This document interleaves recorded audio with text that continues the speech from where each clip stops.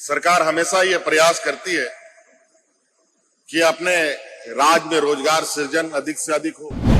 ये कोविड ऐसा था, ये कोरोना ऐसा था जिसने मानव जीवन के हर चीज को प्रभावित किया।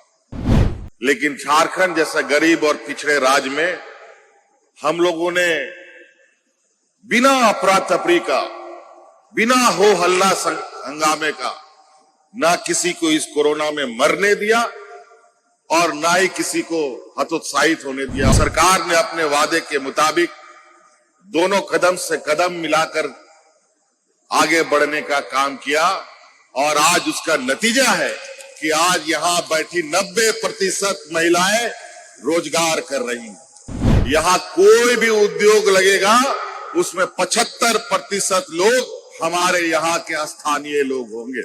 साल डेढ़ साल के अंदर अलग अलग प्रमंडलों में जाकर अब तक लगभग 50,000 से अधिक लोगों को निजी क्षेत्रों में रोजगार देने का काम किया और हर संभव हमारा यह प्रयास है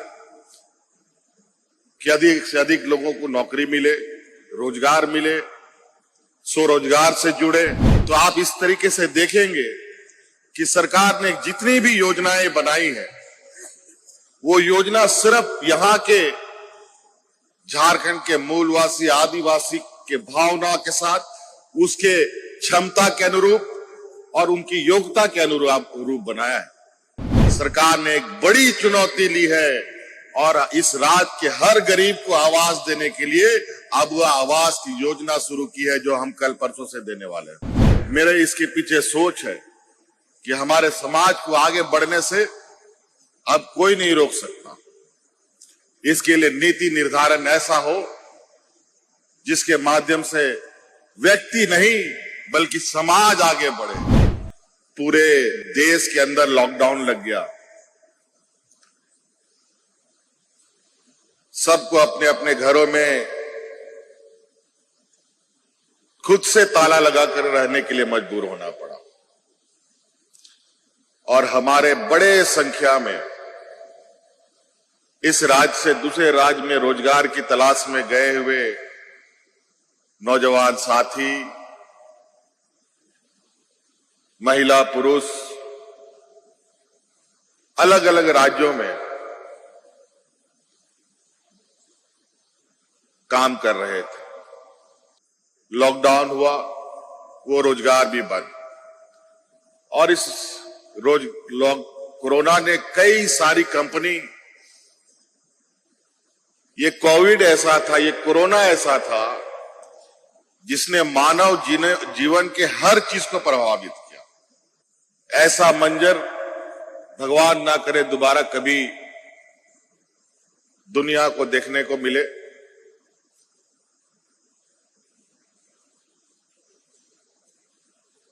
लेकिन इस वैश्विक महामारी में हम लोग सोते नहीं थे, 24 घंटा ये सोचते थे कि कौन सा रास्ता अपनाया जाए कि राज्य की जनता को हम लोग सुरक्षित रखें।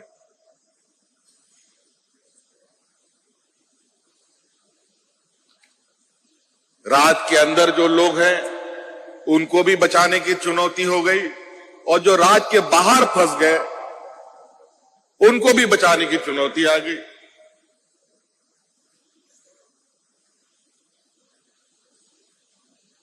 फिर धीरे धीरे हम लोगों ने भी अपना कमर कसा और ये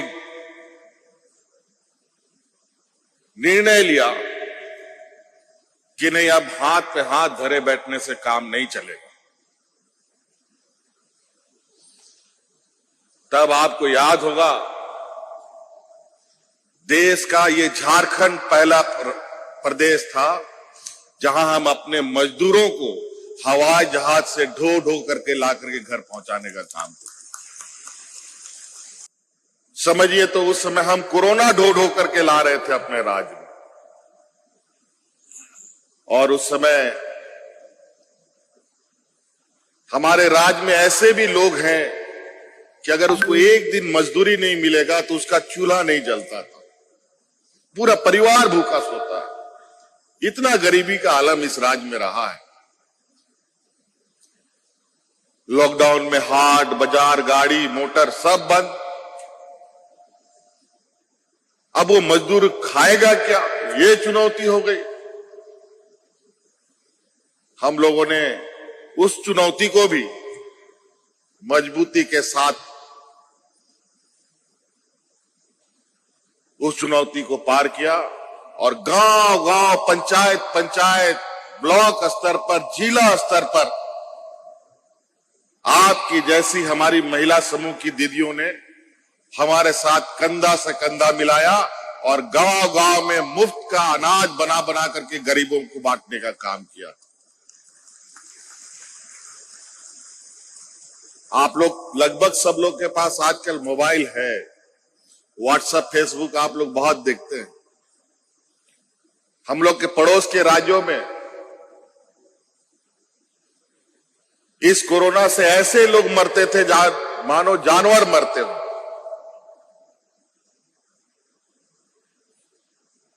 उन राज्यों में लोग इस तरीके से मरे कि दफन करने के लिए जमीन कम पड़ गया, जलाने के लिए लकड़ी कम पड़ गया। लेकिन झारखंड जैसा गरीब और पिछड़े राज्य में हम लोगों ने बिना अफरा तफरी का, बिना हो हल्ला हंगामे का ना किसी को इस कोरोना में मरने दिया और ना ही किसी को हतोत्साहित होने दिया और शांतिपूर्वक इस कोरोना को हम लोगों ने अपने बगल से गुजार दिया। और हमारा ये प्रयास है कि इस राज्य में और रोजगार सृजन हो। आप लोगों को मालूम होगा कि हमने कानून भी बनाया है, यहां कोई भी उद्योग लगेगा उसमें 75% लोग हमारे यहां के स्थानीय लोग होंगे।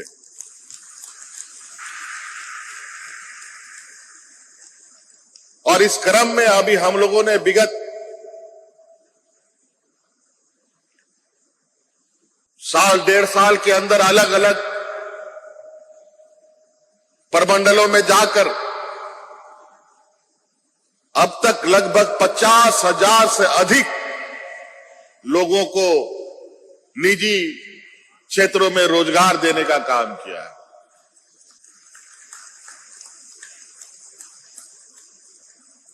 नौकरी देने की चुनौती वर्तमान में राज्य सरकार के ऊपर बहुत दबाव है। आपको मालूम है हमारा गांव देहात का जो नौजवान है सबसे अधिक जो किसान का बेटा है, मजदूर का बेटा है, ये लोग सबसे अधिक फौज में नौकरी करने जाते थे। लेकिन वर्तमान में जो पहले की तरह नियुक्तियां होती थी वो नियुक्तियां नहीं हुई और थोड़ा बहुत गांव देहात से बाहर निकल करके कोई पढ़ लिया तो वो सारे लोग कोई रेलवे में, कोई बैंक में नौकरी करने के लिए जाता था। लेकिन आज के दिन में जिस तरीके से बैंक का मर्जर हुआ है उसमें भी नियुक्तियां घट गई। कई उद्योग जो भारत सरकार के अधीन वो सभी प्राइवेट लोगों के हाथ में है। आज हमारे राज्य में जो उद्योग हैं और निजी उद्योग खास तौर पर, उन सब के साथ हम लोगों ने इस कानून के तहत उनको राज्य में रोजगार सृजन करने का वादा लिया और हर संभव हमारा यह प्रयास है कि अधिक से अधिक लोगों को नौकरी मिले, रोजगार मिले, स्वरोजगार से जुड़े। तो आप इस तरीके से देखेंगे कि सरकार ने जितनी भी योजनाएं बनाई है वो योजना सिर्फ यहां के झारखंड के मूलवासी आदिवासी के भावना के साथ उसके क्षमता के अनुरूप और उनकी योग्यता के अनुरूप बनाया है। तो आप लोगों से हम ये कहना चाहेंगे कि सरकार ने कई योजनाएं बनाई हैं, उन योजनाओं का भी लाभ आप ले सकते हैं। और उस योजना में सरकार स्वरोजगार, आज हो सकता है कि आप 15,000, 20,000, 50,000, लाख रुपया का महीना कमा रहे हो, लेकिन स्वरोजगार से आप लाख रुपया तो कमाएंगे ही कमाएंगे, हो सकता है उससे अधिक कमाएंगे, बल्कि अपने साथ 4 लोगों को भी रोजगार दे सकते हैं। जैसे अभी इन्होंने बताया, एक मशीन में कम से कम 3 लोगों की आवश्यकता होती है, तो स्वरोजगार में भी ऐसा ही है।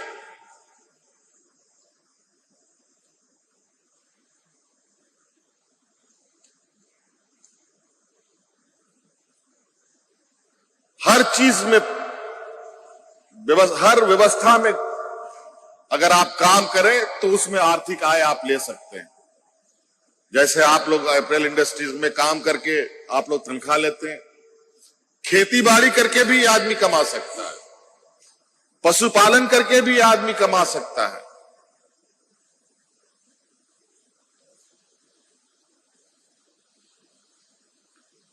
रोटी, कपड़ा और मकान, ये हर मानव जीवन को और हर मनुष्य को आवश्यकता है,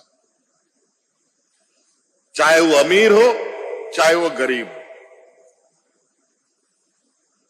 बिना खाए कोई नहीं रह सकता, बिना कपड़े का कोई नहीं रह सकता, और बिना छत का भी कोई नहीं रह सकता। हर लोगों की ख्वाहिश होती है छत। कई चुनौतियों के बाद भी आज इस राज्य में कई ऐसे गरीब हैं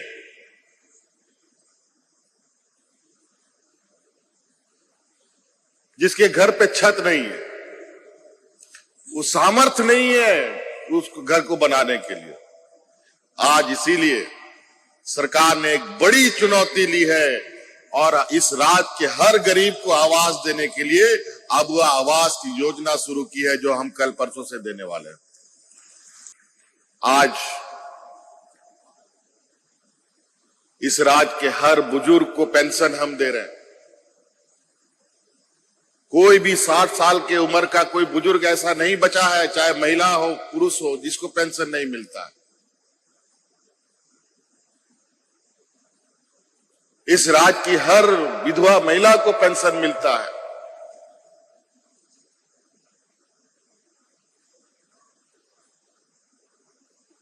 हर दिव्यांग को पेंशन मिलता है।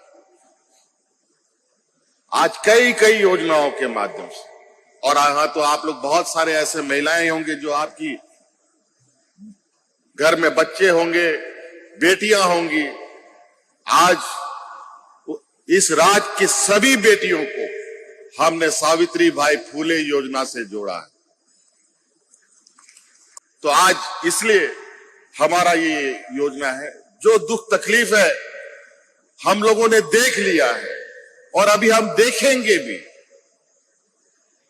और उस चुनौती से लड़ेंगे भी और आगे बढ़ेंगे भी, और हम अपने आने वाली पीढ़ी को सुरक्षित भी करेंगे। अब आने वाला समय में हमारा बेटा बेटी लोग डॉक्टर, इंजीनियर, वकील, जज बने। इसके लिए हम लोगों ने उन बच्चों के लिए गुरुजी क्रेडिट कार्ड शुरू किया है, जो आने वाला समय में डॉक्टर, इंजीनियर, वकील, जज बनने के लिए जो पैसे का खर्चा आएगा, 5 लाख, 10 लाख, 15 लाख रुपया, वो पूरा खर्चा राज्य सरकार अपने बच्चों को देगा। आज हम इसलिए आगे नहीं बढ़ पाते हैं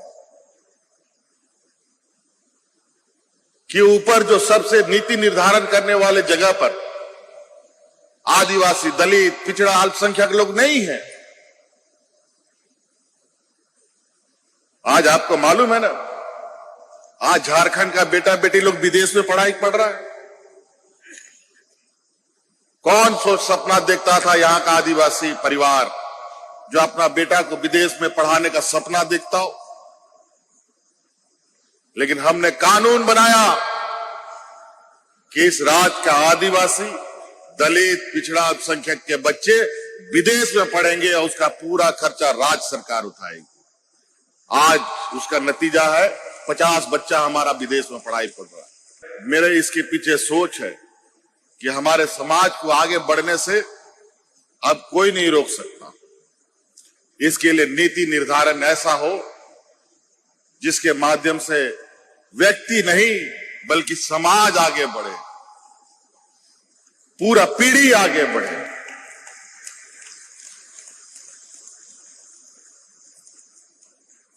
आज यहां लगभग 2500 बच्चों को टेक्सटाइल उद्योग में ऑफर लेटर मिलेगा। ये सरकारी नहीं है, प्राइवेट है, लेकिन काम कहीं भी हो और काम काम होता है। ईमानदारी से कीजिए और निश्चित रूप से ईमानदारी कभी बेकार नहीं जाता है। इस अवसर पर मेरी ओर से बहुत बहुत शुभकामनाएं। अभी बच्चियां जो उधर कर्नाटक से आई हैं,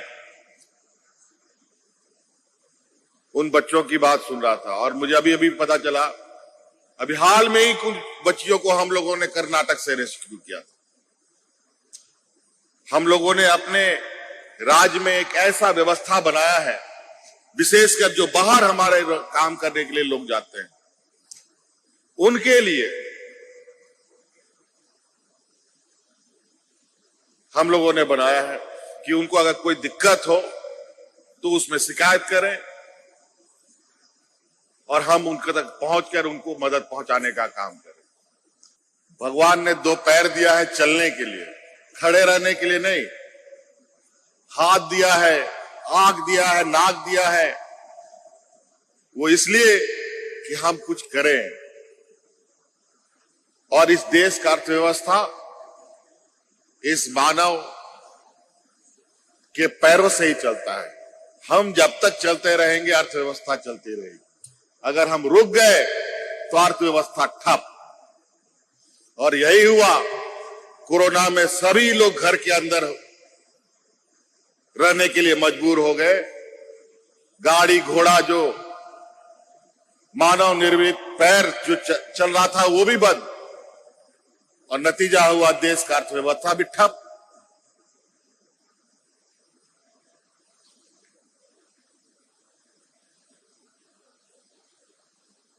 तो इसलिए आपको अच्छी तनख्वाह के लिए, अच्छे आय स्रोत के लिए लोग जाते हैं। पढ़े लिखे लोग भी जाते हैं, कम पढ़े लोग भी जाते हैं और अनपढ़ लोग भी आते जाते रहते हैं। तो इसमें कोई मनाही नहीं है, लेकिन सरकार हमेशा यह प्रयास करती है कि अपने राज्य में रोजगार सृजन अधिक से अधिक हो।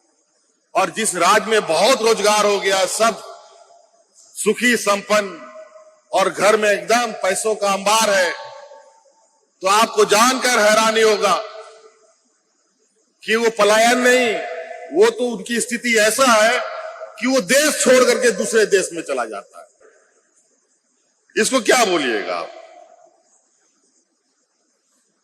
आप तो झारखंड से दिल्ली जा रहे हैं, बेंगलोर जा रहे हैं, कर्नाटक जा रहे हैं, लेकिन पता चला महाराष्ट्र का, केरल का, तमिलनाडु का, कर्नाटक का लोग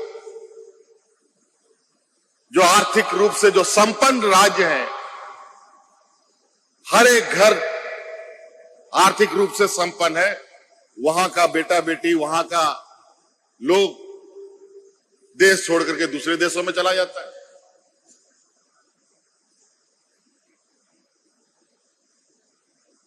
तो ये एक व्यवस्था है, लोग चलते रहते हैं। TheFollowUp.in. Like, share, and subscribe. www.thefollowup.in